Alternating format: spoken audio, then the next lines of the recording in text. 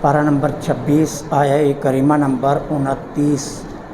نحمدہ ونصلی ونسلم علی رسولہ الکریم، اما بعد فاعوذ باللہ من الشیطان الرجیم، بسم اللہ الرحمن الرحیم۔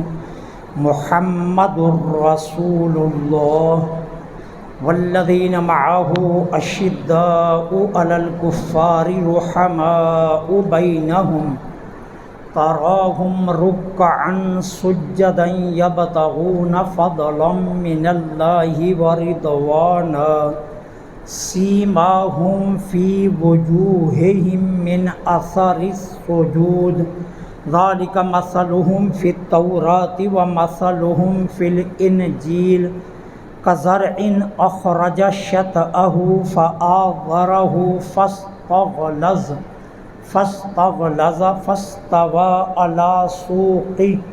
على سوقه يعجب الزراء ليغيظ بهم الكفار وعد الله الذين آمنوا وعملوا الصالحات منهم مغفرة وأجرا عظيما۔ صدق الله العظيم۔ محمد اللہ کے رسول ہیں، والذین معہ اور جو ان کے اصحاب ہیں، اشداء علی الکفار کفار پر بہت سخت ہیں، رحماء بینہم آپس میں بہت نرم دل ہیں۔ تراہم اے قرآن پڑھنے والے تو دیکھے گا، یا اے مخاطب تو دیکھے گا ان کو رکعن رکوع، سجدن اور سجدے کرتے ہوئے، یبتغون وہ تلاش کرتے ہیں، فضلا من اللہ ورضوانا اللہ کا فضل اور اس کی رضا، سیماہم ان کی علامت، فی وجوہہم من اثر السجود سجدوں کے اثر کی علامت ان کے چہروں میں ظاہر ہے۔ ذالکہ ان کی مثلہم یہ صفت فی التوراۃ تورات میں بھی ہے، ومثلہم اور ان کی یہ صفت فی الانجیل انجیل میں بھی ہے، کزرع جیسے ایک کھیت ہو، اخرج شطأہ اس نے ایک کونپل کو نکالا، فآزرہ پس اس کونپل نے طاقت پکڑی، فاستغلظ تو کبھی ہو گئی، مضبوط ہو گئی، فاستوى علی سوقہ اور پھر اپنی ٹہنی پر کھڑی ہو گئی، یعجب الزراء تاکہ کھیت والوں کو خوبصورت لگے، بھلی لگے، لیغیظ بہم الکفار اللہ اس طرح چاہتا ہے کہ کافروں کے دل جل بن جائیں۔ وعد اللہ کا وعدہ ہے ان لوگوں سے جو ایمان لائے اور اچھے عمل کیے، مغفرت اور اجر عظیم کا۔ اس آیہ کریمہ کے دو تفاسیر ہیں، میں اختصار سے دونوں آپ کی خدمت میں عرض کر دیتا ہوں۔ محمد الرسول اللہ، محمد صلی اللہ علیہ وسلم اللہ کے رسول ہے۔ یہ اللہ تعالیٰ نے اپنے محبوب کو تسلی دینے کے لیے یہ فرمایا۔ کیوں؟ حدیبیہ کے موقع پر کفار نے کہا تھا ہم اللہ کا رسول آپ کو نہیں مانتے، کفار قریش نے کہا تھا ہم آپ کو اللہ کا رسول نہیں مانتے۔ اللہ نے محبوب کو تسلی دی، یہ مانے نہ مانے اللہ فرماتا ہے محمد اللہ کے رسول ہیں صلی اللہ علیہ وسلم۔ یہ اللہ نے اپنے محبوب کو تسلی دینے کے لیے یہ نازل فرمایا۔ اس کے بعد فرمایا جو آپ کے اصحاب ہیں وہ کافروں پر سخت ہیں اور آپس میں بہت نرم دل ہیں۔ حضرت ابن عباس رضی اللہ تعالی عنہ فرماتے ہیں اس آیت کے تحت کہ حدیبیہ میں جو صحابہ موجود تھے نا، پھر وہ زندگی بھر کافروں پر اتنے سخت رہے جس طرح شیر جنگل کے باقی جانوروں پر سخت رہتا ہے، اور جب کافروں پر اتنے سخت ہوتے تھے نا، اسی وقت اسی لمحے آپس میں ایک دوسرے سے بہت زیادہ پیار کر رہے ہوتے تھے۔ ایک طرف کافروں پر سختی تھی اور دوسری طرف اپنوں کے ساتھ شدت کی محبت و پیار تھا۔ ایک تفسیر یہ ہے۔ دوسری تفسیر کیا ہے؟ والذین آمنوا معہ، وہ جو ایمان لائے آپ کے ساتھ۔ اس سے مراد ہے سیدنا صدیق اکبر رضی اللہ تعالیٰ عنہ۔ کیوں؟ مع کا لفظ ہے ساتھ، مع کا معنی ہے ساتھ۔ اسلام لانے کے بعد تبلیغ اسلام میں ابو بکر صدیق حضور کے ساتھ رہے، اسلام کی مدافعت میں حضور کے ساتھ رہے، ساری جنگوں میں کسی ایک جنگ میں بھی ابو بکر غیر حاضر نہیں ہے، سب میں ساتھ رہے۔ کئی جنگوں میں حضرت علی غیر حاضر ہیں، کئی جنگوں میں حضرت عثمان غیر حاضر ہیں، لیکن حضرت ابو بکر کسی جنگ میں غیر حاضر نہیں، حضور کے ساتھ رہے۔ ہجرت میں حضور کے ساتھ، غار ثور میں حضور کے ساتھ، زندگی میں حضور کے ساتھ، قبر مبارک میں حضور کے ساتھ، معاشر کے دن اٹھیں گے حضور کے ساتھ، معاشر میں آئیں گے حضور کے ساتھ، جنت میں جائیں گے حضور کے ساتھ۔ تو اس سے مراد حضرت ابو بکر صدیق ہے۔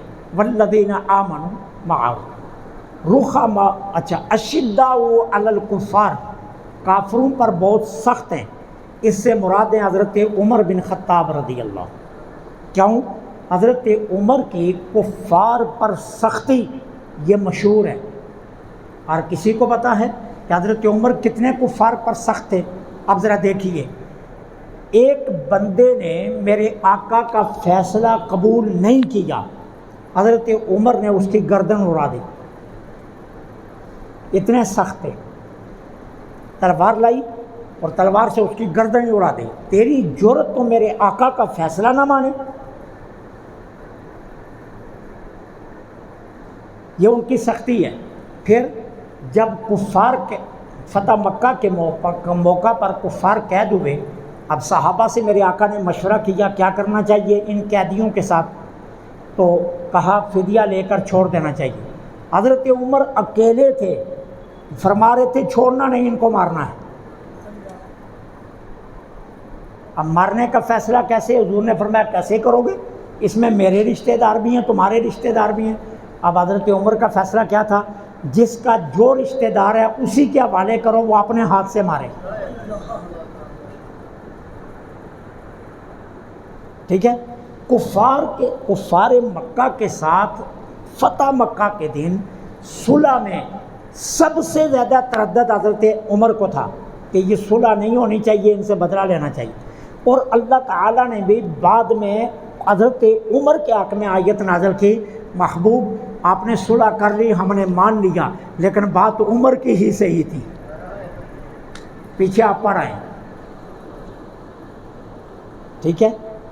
پھر حضرت عمر کی سختی دیکھیے۔ عبداللہ بن ابی جو رئیس المنافق تھا، اس کے بیٹے نے کلمہ پڑھ لیا، صحابی رسول بن کے سچے۔ اب عبداللہ بن ابی کا جب انتقال ہوا تو بیٹا حضور کی خدمت میں آ گیا، حضور آپ میرے ابا کا جنازہ پڑھائیں۔ اب سرکار رحیم تھے، سرکار رحمت للعالمین تھے، سرکار علیہ الصلاۃ والسلام کو قرآن نے شفیع کہا۔ اب حضور نماز جنازہ پڑھانے کے لیے تیار ہو گئے، چل پڑے۔ حضرت عمر کھڑے ہو گئے، آگے راستے میں کھڑے ہو گئے، حضور نہیں جانے دوں گا۔ میرے آقا نے فرمایا عمر میرا راستہ کہا، اس معاملے میں آپ کا راستہ روکوں گا، اس مشرک کا جنازہ آپ کو نہیں پڑھانے دوں گا، اس بے ایمان منافق کا جنازہ آپ کو نہیں پڑھانے دوں گا۔ حضرت عمر کھڑے ہو گئے، ڈٹ گئے، نہیں جانے دوں گا، اس کا جنازہ نہیں پڑھانے دوں گا۔ اللہ نے قرآن نازل کیا، وَلَا تُصَلِّ عَلَىٰ أَحَدٍ مِّنْهُمْ مَاتَ، ان منافقوں سے جو مر جائے یا مشرکوں سے محبوب آپ نے جنازہ نہیں پڑھانے جانا۔ حضرت عمر کے حق میں آیت آ گئی، سرکار چلے تھے، حضرت عمر نے روک لیا۔ ان کی طبیعت کی سختی، تو اشداء علی الکفار اس سے مراد ہے حضرت عمر رضی اللہ تعالی عنہ. رحماء بینہم آپس میں بہت نرم دل ہیں، اس سے مراد ہے حضرت عثمان بن عفان. حضرت عثمان بن عفان کتنے نرم دل تھے. مسجد نبوی کی توسیع کا معاملہ آیا تو ساری جگہ خرید کر حضرت عثمان نے دی. صحابہ کے لیے مدینے میں پانی کے لیے کوئی کم کنواں نہیں تھا، ایک ہی کنواں تھا میٹھے پانی کا، اور اس پر بھی قبضہ کس کا تھا؟ شمعون یہودی کا، اور وہ یہودیوں کو غیر مسلموں کو پانی مفت دیتا، صحابہ کو منہ مانگے داموں سے دیتا. بڑی تکلیف تھی، گھر بار چھوڑ کر آئے ہیں مکے میں، بے سر و سامان آئے ہیں اور یہاں پانی بھی خرید کر پینا پڑ رہا ہے. سرکار نے پوچھا کس نے جنت لینی؟ عثمان کھڑے ہو گئے. وہ کنواں 40,000 درہم میں خرید کر صحابہ کے لیے وقف کر دیا. سارے مسلمان یہاں سے مفت پانی پئیں. آج بھی وہ بیر رومان حضرت عثمان کے نام سے قائم ہے، اور آج بھی سعودی عرب کے ایک بینک میں حضرت عثمان کے نام کا باقاعدہ اکاؤنٹ کھلا ہوا ہے. اس کنویں پر لوگ زیارت کے لیے جاتے ہیں، پیسے پھینکتے ہیں، وہاں لوگ پیسے رکھ کر آتے ہیں. اہل عرب بھی، دنیا بھر کے مسلمان، وہ جتنے پیسے ہیں وہ اکٹھے کر کے پہلے حضرت عثمان کے اکاؤنٹ میں جمع کیے جاتے ہیں اور پھر وہ پیسے غریبوں میں بانٹے جاتے ہیں. قیامت تک حضرت عثمان کا اکاؤنٹ چلے گا. رحماء بینہم کتنے نرم دل ہیں. غزوہ تبوک کے موقع پر 300 اونٹ سامان کے لادے ہوئے دیے. کتنے نرم دل ہیں. اپنی جان دے دی، حضور کے شہر میں فوج نہیں بلائی.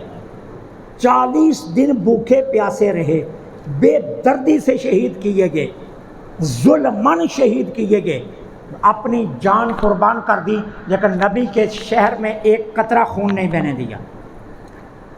رحماء بینہم حضرت عثمان. تراہم رکعا سجدا تم دیکھو گے ان کو رکوع اور سجدے کرتے ہوئے. اس سے مراد کون ہے؟ حضرت علی المرتضیٰ رضی اللہ تعالی، جن کی دن راتیں رکوع اور سجدے میں گزرتی.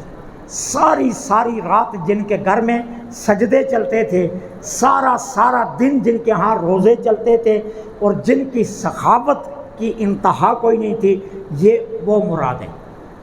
اب اللہ تعالیٰ چاروں صحابہ کی شان کے بعد کیا فرما رہے ہیں؟ یبتغون فضلا من اللہ ورضوان. یہ کیا کر رہے ہیں؟ ہر لمحے ہر گھڑی اللہ کا فضل اور اس کی رضا تلاش کر رہے ہیں. سیماہم علامت، سیما عربی زبان میں علامت کو کہتے ہیں. ان کی علامت کیا ہے؟ سجدوں کے آثار ان کے چہرے سے ظاہر ہیں. سجدوں کے آثار ان کے چہروں سے ظاہر ہیں. اب سیما کا معنی یہ نہیں ہے چہروں سے ظاہر ہے کہ ماتھے پر جو محراب بن جاتا ہے، یہاں یہ مراد نہیں ہے. چہرہ ہے، ماتھا نہیں ہے لفظ. وجود چہرے کو کہتے ہیں، ماتھے کو نہیں کہتے. ٹھیک ہے نا؟ ورنہ یہاں بہت سے بددین چہروں پر، ماتھوں پر جو ہے نا وہ محراب بنا کر پھرتے ہیں. یہ نہیں ہے. کیا ہے؟ چہروں سے آثار ظاہر ہیں. اب اس کے بارے میں مفسرین کیا فرماتے ہیں؟ پہلا قول یہ ہے کہ قیامت کے دن جب صحابہ اٹھیں گے نا تو ان کے چہرے چاند سے بھی زیادہ چمک رہے ہوں گے. یہ وہ سفیدی ہے جو قیامت کے دن ظاہر ہوگی. دوسرا کیا ہے؟ اس سے مراد ہے زردی، کہ جس طرح کسی بندے کو دیکھو نا اس کا چہرہ بیمار لگتا ہے. صحابہ روزے رکھ کر نمازیں پڑھ کے ان کے چہروں پر زردی آئی ہوئی تھی. اللہ فرماتا ہے یہ ان کی نشانی ہے کہ یہ محبوب کے وہ سچے غلام ہیں جن کے چہرے اللہ کی رضا میں زرد پڑ چکے ہیں. ٹھیک ہے نا؟ تو یہ مراد ہے. یہ ماتھے کا محراب مراد نہیں ہے یہاں. ٹھیک ہے نا؟ کہ ان کے چہروں پر سفیدی ہوگی، ان کے چہروں پر زردی ہوگی، ان کے چہرے چمک رہے ہوں گے. ان کے چہرے بتائیں گے کہ یہ اللہ کی عبادت کرنے والے لوگ ہیں۔ اور حضرت ابو ہریرہ رضی اللہ تعالیٰ عنہ کی روایت ہے، امام احمد نے مسند احمد میں اس روایت کو نقل کیا، باقی محدثین نے بھی کئی جگہ پر یہ روایت ملتی ہے۔ اللہ تعالیٰ قیامت کے دن جبریل امین سے فرمائیں گے، جب دوزخیوں کو دوزخ میں ڈال دیا جائے گا، جنتیوں کو جنت میں، پھر اللہ فرمائے گا جبرائیل جاؤ دوزخ سے ان لوگوں کو نکال کر لے آؤ جنہوں نے لا الہ الا اللہ پڑھا تھا، محمد الرسول اللہ، جنہوں نے یہ پڑھا تھا نا، گناہوں کی وجہ سے، برے اعمال کی وجہ سے، بڑے بڑے کبیرہ گناہوں کی وجہ سے توبہ نہیں کی، دوزخ میں جا رہے ہیں، انہیں لے آؤ۔ اب جبریل امین دوزخ کے اوپر جائیں گے، ان کو کیسے پہچانیں گے؟ آگ ہر چیز کو جلا دے گی، جہنم کی آگ، لیکن جو سجدے کے نشانات ہیں، سجدے میں لگنے والے اعضاء ہیں، ان کو جلائے گی نہیں۔ ہاتھ دونوں گھٹنے، دونوں پاؤں کی انگلیاں، اور یہ ماتھا اور یہ ناک، یہ سلامت ہوگا۔ باقی ہر جگہ آگ لگی ہوگی، ان جگہوں پر آگ نہیں لگی ہوگی۔ اب جبریل امین یہ دیکھ کر پہچان جائیں گے یہ کلمہ پڑھنے والے، پھر انہیں جبریل امین اپنا ہاتھ دوزخ میں ڈال کر انہیں دوزخ سے نکال کر لائیں گے، اور اللہ تعالیٰ ایک خاص حوض میں انہیں غوطہ دے کر جنت میں داخل کر دے گا۔ تو یہ نشانی مراد ہے۔ اب اللہ کیا فرما رہا ہے؟ مَثَلُهُمْ فِي التَّوْرَاتِ، یہ دونوں طرح پڑھنا جائز ہے، مَثَلُهُمْ فِي التَّوْرَاتِ پر وقف کر کے بھی اور بغیر وقف کے بھی۔ اب وقف کرو تو پھر کیا ہوگا؟ ان کی یہ صفت توریت میں بھی ہے اور ان کی یہ صفت انجیل میں بھی ہے، اور اگر وقف نہ کرو تو پھر کیا بنے گا؟ ان کی یہ صفت توریت اور انجیل دونوں میں ہے، کہ اللہ نے صحابہ کی یہ نشانیاں توریت و انجیل میں بھی بیان کر دی تھی کہ میرے محبوب کے یار اس طرح کے ہوں گے۔ اس کے بعد اللہ تعالیٰ فرما رہا ہے جیسے ایک کھیت ہو، اس کھیت میں ایک کونپل نکلے، کونپل سمجھتے ہیں نا، وہ جو ٹہنی کے آخر پر نکلتی ہے، کونپل نکلے، پھر وہ کونپل طاقت پکڑے اور طاقت پکڑ کر مضبوط ہو جائے، پھر مضبوط ہونے کے بعد اتنی قوی ہو جائے کہ اپنی ٹہنی پر کھڑی ہو جائے، پھر جب وہ کھڑی ہو جاتی ہے نا، مضبوط ہو جاتی ہے، تو کھیت کے مالک کو بڑی پیاری لگتی ہے۔ کھیت کا مالک آس لگا کر بیٹھ جاتا ہے، اب میری فصل جوان ہو گئی، اب میری فصل کیا ہو گئی؟ جوان ہو گئی۔ کھیت کے مالک کو یوجب الزراع، کھیت کے مالک کو وہ بڑی بلی لگتی ہے۔ اللہ کیا فرما رہا ہے؟ میرا محبوب کھیت ہے اور صحابہ کونپلے ہیں۔ شروع میں جب دین کی تبلیغ ہوئی تو یہ بہت تھوڑے تھے، کونپل کی طرح یہ کیا تھے؟ کمزور تھے۔ پھر اللہ دین میں اور لوگوں کو داخل کرتا گیا، یہاں تک کہ صحابہ کی جماعت بڑی ہو گئی۔ پھر جب بڑی ہو گئی تو پھر ٹہنی پر مضبوطی سے کھڑی ہو گئی، اور جب اب صحابہ کھڑے ہوتے ہیں تو جس طرح کھیت کے مالک کو جوان فصل سونی لگتی ہے، اسی طرح رب کو صحابہ بڑے سونے لگتے ہیں۔ فرمایا صحابہ رب کو بڑے سونے لگتے ہیں، جس طرح کھیت کے مالک کو وہ ٹہنی بڑی خوبصورت لگتی ہے جو جوان ہو جاتی ہے۔ اب اللہ نے کیسے کیا صحابہ کو اتنا بڑی طاقت میں؟ فرمایا اس لیے کیا تاکہ کافروں کے دل جل بن جائیں، جو کہتے تھے نا کہ محمد صلی اللہ علیہ وسلم کا ساتھ کوئی نہیں دے گا۔ پھر ابو بکر آئے تو کہنے لگے ابو بکر تو پرانا یار ہے، اس نے دیا ساتھ اور کوئی نہیں دے گا۔ پھر ابو بکر کی تبلیغ سے عثمان بن عفان آگے، پھر حضرت طلحہ بھی آگے، حضرت زبیر بھی آگے، پھر کیا ہوئے؟ حضرت ابو بکر کی تبلیغ سے بلال بھی آگے، پھر ایک دن عمر بھی آگے، پھر امیر حمزہ بھی آگے، پھر رنگ بدلتا گیا، یہاں تک کہ جو کہتے تھے ایک نہیں آئے گا، پھر 1,40,000 آگے۔ اللہ فرماتا ہے یہ بڑے پیارے لگتے ہیں رب۔ وعد اللہ الذین آمنوا، اللہ کا وعدہ ہے ان لوگوں سے جو ایمان لائے اور نیک عمل کیے، کس کا؟ مغفرت کا اور اجر عظیم کا۔ یہ صحابہ مراد ہیں کہ اللہ کا تمام صحابہ سے بخشش کا بھی اور اجر عظیم کا بھی وعدہ ہے۔ اور یہاں سارے سیغے جمع کے ہیں، اس لیے جو صحابہ کے بارے میں چیمی گوئیاں کرتے ہیں انہیں شرم آنی چاہیے، اپنا نسب ڈھونڈنا چاہیے کہ کہیں ان کے نسب میں کوئی غلطی تو نہیں رہ گئی جس کی وجہ سے وہ میرے نبی کے صحابہ پر زبانیں دراز کرتے ہیں، کہیں اپنی ماں اپنے باپ سے پوچھیں کوئی غلطی تو نہیں کر بیٹھے جس کی وجہ سے یہ گندی اولاد ان کے گھر پیدا ہو گئی۔ ورنہ اللہ کا وعدہ ہے کہ محبوب کے سارے صحابہ کے لیے مغفرت بھی ہے اور اجر عظیم بھی ہے۔ اللہ سے دعا ہے